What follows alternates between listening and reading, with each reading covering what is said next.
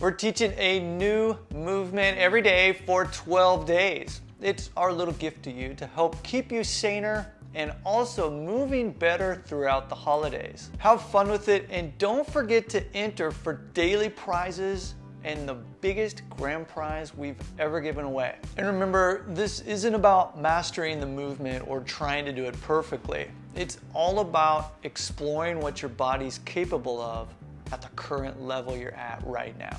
So take it easy, make sure to breathe, and have fun with it. Let's get into it.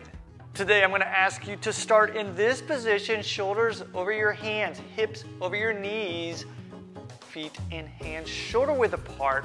From this position, you're going to push down and through the ground, rounding your back just slightly. From here, you're going to push even harder, letting your knees come slightly up off the ground. They are floating. This is our first position to get into so that we can slowly pull the toes forward into the squat position. This is our first movement today. Have Chris do this one more time for me. So once again, shoulders over hands, hips over knees, round the back, pushing down and through the ground, bringing the knees slightly up off of the ground. Exhale as he pulls his toes forward into the squat. That's our first movement.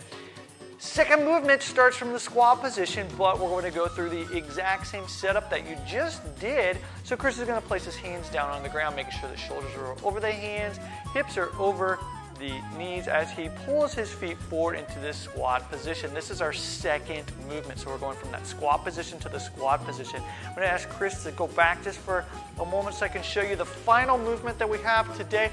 This time around, you're going to stall. You're going to perform that second variation, but you're going to let your feet kind of float in the air as you do it. So Chris sits up, bringing his shoulders up over his hands, pushing down and through, brings the feet forward. Slowly putting his feet on the ground. This time he's going to show you a little more advanced version of that. Still the third variation that we got. He's going to let those feet float just a little bit longer as he brings his feet forward. Boop. And places his feet slowly on the ground, always ending up in that squat position. All right, go give today's move a try. And remember, it's not about doing things perfectly. It's about exploring what your body can do and having some fun.